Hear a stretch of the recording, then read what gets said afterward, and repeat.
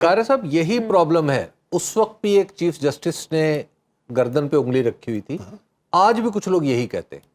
دوسرا مجھے یہ بتائیے گا. نہیں دیکھیں, سوال یہ ہے کہ اس وقت کا چیف جسٹس روز سرکاری لوگوں کو, سیکٹریوں کو اور وزراء کو عدالتوں میں بلا کے کھڑے کر دیتا تھا, اور وہی میں کہہ رہا ہوں نا, کچھ چیزیں وہ ہیں جو ازیوم کر لی گئی ہیں, وہ پاور جو آئین نہیں دیتا وہ اختیار کر لی گئی ہیں, وہ رویے ہیں جو افتخار چوہدری صاحب نے 25 اکتوبر سے پہلے آپ کے خیال میں یہ امینڈمنٹ ہو جائے گی؟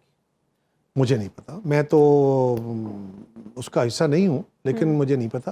اور میرے چیئرمین تو کہہ چکے ہیں کہ مجھے یقین ہے کہ شاہ صاحب جو ہیں اگلے چیف ہوں گے اور وہی ہوں گے. لیکن وہ کہہ رہے ہیں کہ اگر پی ٹی آئی کو اس میں مشاورت میں شامل کر لیا گیا تو پھر بڑا لمبا ٹائم لگ جائے گا ان آئینی ترمیم کو منظور کرانے میں. ہمارے سامنے نا جی ایک ضرور ایک چیز موجود ہے. پہلی بات کہ 18ویں ترمیم جب ہوئی تھی تو اس وقت پارلیمان کے اندر موجود ساری جماعتیں جو آئی تھیں سبھی اس بات پہ متفق, اس لیے میجر تو ہم دو جماعتیں تھے نا, باقی جماعتیں بھی اس بات پہ متفق تھی کہ ہاں یہ ترمیم ہونی چاہیے.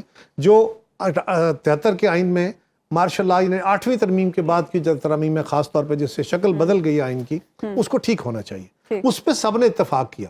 پھر اس میں مباحثہ شروع ہوا کہ فیڈریشن کی شکل کیسے رکھنی ہے, اس میں چیزیں کیسے, اس میں بہت میجر چینجز کی گئی تھی. اب سوال یہ ہے کہ آج پہلی بات تو یہ ہے کہ وہ بحث نہیں ہو رہی. دوسری بات یہ ہے کہ اس وقت پی ٹی آئی کسی سے بات کرنے کو تیار نہیں ہے.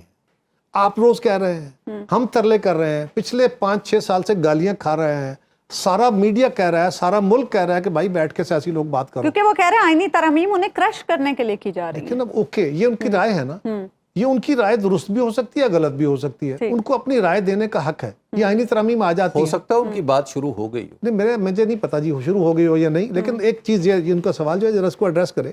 یہ بڑا اہم سوال ہے. کیا طریقہ کار ہے؟ ان کو یہ شک ہے کہ یہ ترمیم بڑی خطرناک ہے ملک کے لیے اور یہ ہمارے لیے نقصان دہ ہے, بٹ اس کے باوجود ان کے لیے فائدہ ہو یا نقصان ہو, پہلی بات تو یہ نفع نقصان کو دیکھ کے نہیں کرتے, یہ ملک کے مفاد کے دیکھ کے کرتے ہیں.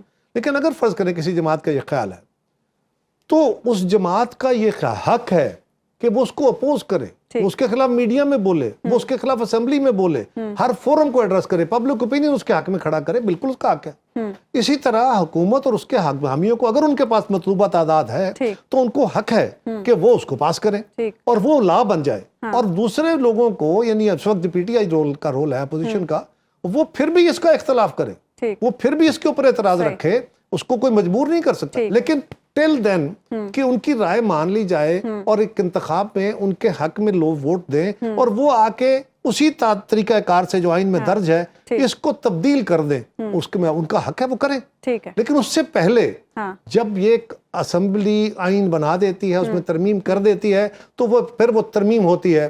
لیکن میں پھر اس ساری بحث کو ایک طرف لے جاتے ہوئے میں پھر کہوں گا کہ ہماری عدلیہ کو یہ معاملہ بہت سیریس ہے.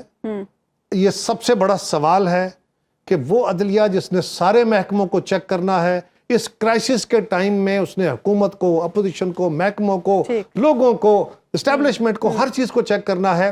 اس کا اپنا جو رول ہے وہ مثالی ہونا چاہیے, وہ بیانڈ ڈاؤٹ ہونا چاہیے. وہ اس وقت جو بحث ہے ملک کے اندر, میڈیا کے اندر, اگر وہ بحث درست ہے تو پھر عدلیہ خود فیصلہ کرے کہ اس کو کیا اخلاقی حق ہے یہ فیصلے کرنے کا, اور اس کا ہمیں سیاسی جماعتوں کو بھی دیکھنے کی.